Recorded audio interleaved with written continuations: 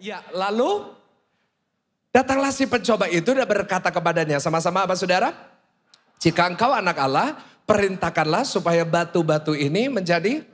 Nah, kita lompat ke ayat yang ke-6. Coba bisa nggak saudara perhatikan, ada satu kalimat yang diulang oleh iblis di sini. Dikatakan, lalu berkata kepadanya, sama-sama dikatakan, jika kau anak Allah, jatuhkanlah dirimu ke bawah.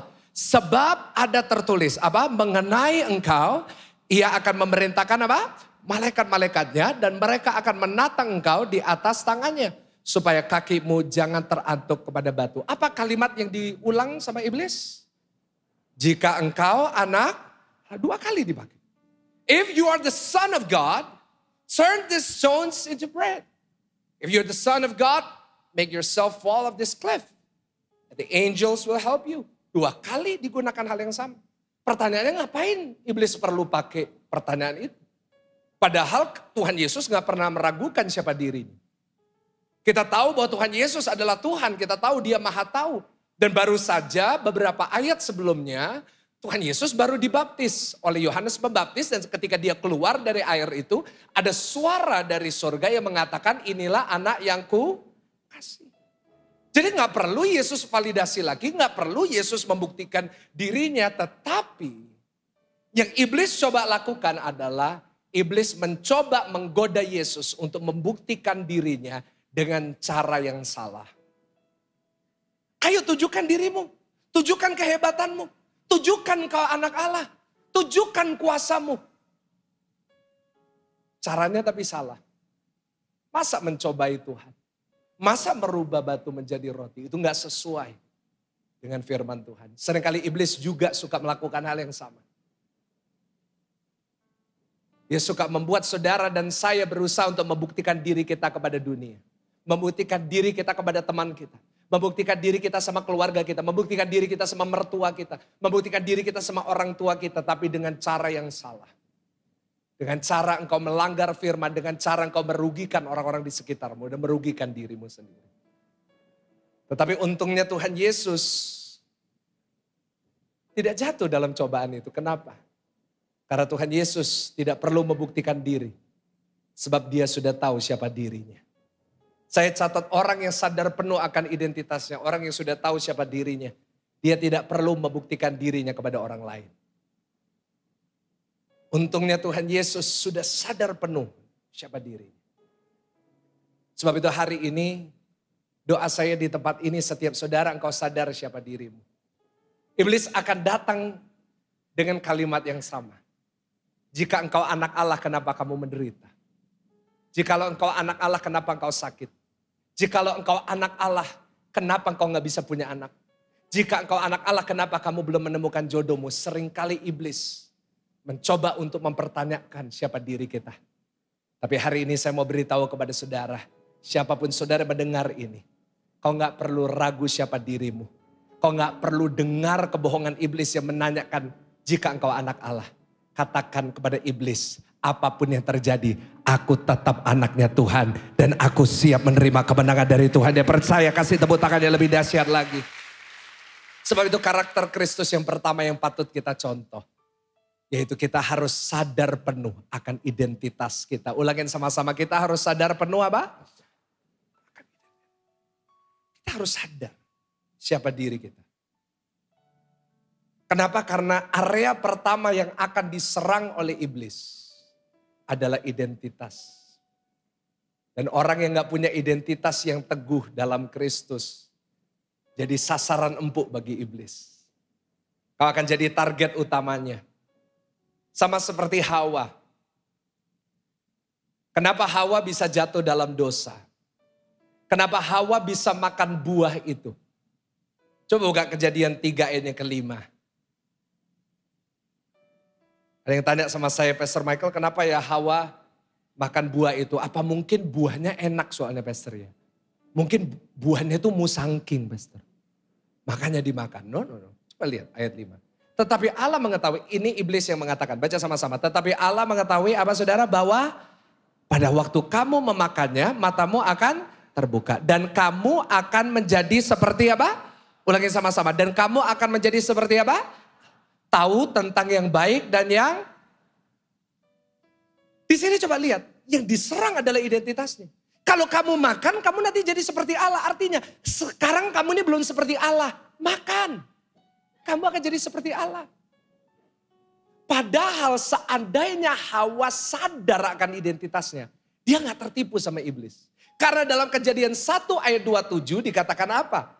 Kalau kita perhatikan Kejadian 1:27 dikatakan. Maka Allah menciptakan manusia itu menurut apa Bapak Ibu?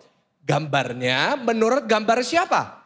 Allah diciptakannya dia. Laki-laki dan perempuan diciptakannya mereka. Kalau dia sadar penuh identitasnya, dia gak perlu makan itu. Untuk jadi seperti Allah. Karena pada dasarnya dia sudah diciptakan seperti siapa Bapak Ibu? Allah. Tapi karena dia gak sadar, karena Adam juga gak sadar. Jatuh dalam dosa.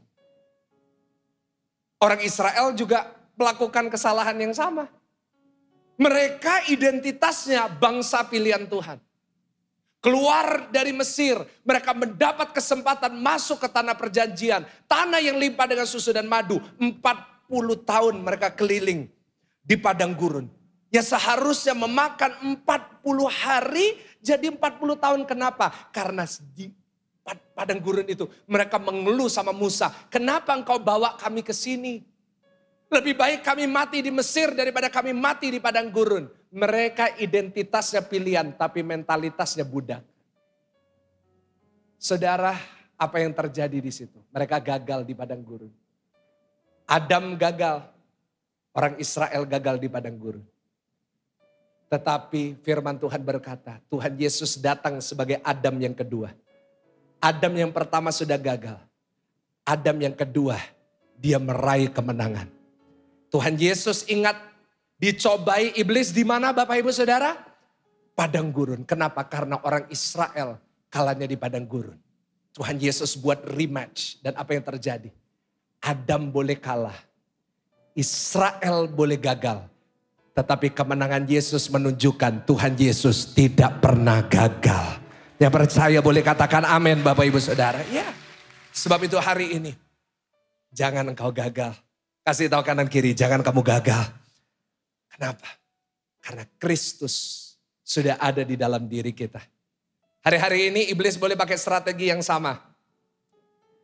Nyerang identitas. Tapi hari ini iblis gak akan menang. Kenapa? Kita sadar siapa diri kita. 1 minggu ini saya gak tahu bagaimana iblis akan menyerang saudara. Tapi saya mau kasih kepada setiap saudara ada 3 identitas kita. Yang pertama, identitas kita adalah kita anak-anaknya Tuhan. Boleh katakan amin? Kasih tahu kanan kiri, kamu anaknya Tuhan. Dengar baik. Setiap saudara di ruangan ini, kita anaknya Tuhan. Apapun yang terjadi. Saya punya anak namanya Tiffany Abi Gunawan. Dia gak tahu, dia masih belum sadar. Usianya 1 tahun 5 bulan. Dia belum tahu.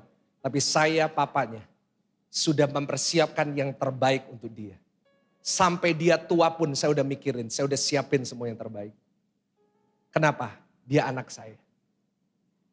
Waktu Tiffany belajar jalan pertama kali, sekarang dia udah jago, dia udah lari. 1 tahun 5 bulan udah bisa lari. Gimana caranya dia cepat berlari? Waktu dia belajar jalan dan dia jatuh dan tersandung. Saya izinkan itu terjadi. Kenapa? Karena saat saya izinkan anak saya untuk jatuh. Di situ dia akan belajar dan di situ dia akan level up. Dia akan belajar untuk cepat lari. Apa yang terjadi? Saya izinkan dia jatuh. Sekarang dia harus kejar-kejaran sama saya. Saya harus kejar dia kemana-mana.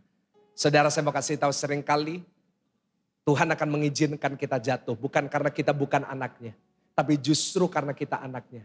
Dia mau ajarin kita untuk jalan. Dia mau ajarin kita untuk bangkit lagi. Dia izinkan kita jatuh bukan supaya tergeletak. Dia izinin kita jatuh supaya kita bisa bangkit, kita bisa belajar. Dan kita bisa berlari kepada tujuan yang Tuhan sudah siapkan di dalam kehidupan kita. Boleh katakan amin. Jangan tepuk tangan cuma 1 orang, kita kasih tepuk tangan buat Tuhan. When we fall, saat kita jatuh bukan berarti Tuhan gak sayang sama kita. Saat kita jatuh, saat kita tersandung bukan berarti Tuhan gak peduli lagi sama kita. Justru karena dia sangat mengasihi saudara dan saya. Boleh katakan amin. Sebab itu kalau iblis mengatakan, kalau engkau anak Allah, kenapa engkau jatuh? Katakan kepada dia, justru karena aku anaknya. Dia ngizinin saya jatuh, tapi firman-Nya berkata, Meskipun aku jatuh, tidak akan pernah sampai apa Bapak Ibu? Tergeletak. Sama-sama tepuk dada saudara katakan, saya anaknya Tuhan. Nah yang kedua, identitas kita adalah kita diciptakan sempurna oleh Tuhan. Ulangin sama-sama, 1, 2, 3, kita diciptakan apa? Dengar baik Pak Bu, Efesus berkata, we are his masterpiece.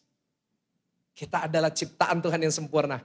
Tuhan ciptain saudara, sempurna. Senggol kanan kiri, sempurna. Dia ciptain kita udah pas. Gak usah diubah-ubah. Kasih tahu kanan kiri, ojo diubah-ubah. Udah pas. Percayalah Tuhan ciptakan kita dengan ukuran mata yang pas. Enggak ada yang amin, mau operasi mata semua ini di sini. Tuhan udah ciptain kita dengan ukuran mata yang pas. Amin, aminnya terpaksa saudara. Ya Pak, mau saya gedein Pak. Oke. Dengar Bu, Tuhan udah ciptain engkau dengan hidung yang pas. Yang amin pesek itu saudara, bukan saudara ya. Yang pesek bersyukur, gak apa-apa. Kau boleh pesek gak ada masalah, yang penting lubangnya arahnya ke bawah. Karena kalau lubangnya arahnya ke atas jadi talang air Bapak Ibu Saudara. Bibir kita diciptakan dengan pas. Gak usah ditebel-tebelin. Banyak ibu-ibu saking tebelnya saya pikir keracunan ikan tongkol. Nah, pas gitu, gak usah banyak diubah-ubah. Yang ketiga, kita diselamatkan Tuhan. Iblis boleh kasih tahu kita, kamu berdosa, dosamu gak diampuni. Kamu udah kotor, lihat kamu jatuh lagi. Tapi apapun yang terjadi saya percaya Tuhan kita tetap mengampuni kita. Ada amin? Pak Bu, iblis selalu datang dengan kata if. Jikalau engkau anak Allah. Jawablah, saya catat, dengan saya tahu. I know. Iblis, kalau engkau anak Allah, jawab, aku tahu aku anak Allah. Kalau iblis datang, jikalau kamu dikasihi Tuhan, kasih tahu, aku tahu aku dikasihi Tuhan. Jangan biarkan iblis menipu kita. Iblis boleh mengatakan apapun, kita gak perlu buktiin diri kita. Tuhan Yesus gak perlu buktiin dirinya adalah anak Allah kepada iblis karena dia tahu dirinya siapa. Kita pun juga di sini gak perlu buktiin diri kita sama siapapun. Kita gak perlu buktiin diri kita sama teman kita, gak perlu buktiin diri kita sama dunia. Yang pasti yang perlu kita sadari, kita miliknya Tuhan. Titik, gak ada tambahannya. Kita miliknya Tuhan. Sama-sama ulangin sama-sama, kita miliknya Tuhan. Lebih dahsyat lagi katakan saya miliknya Tuhan. Dan itu sudah lebih dari cukup buat saudara. Boleh gak kasih tepuk tangan dia paling meriah buat Tuhan kita.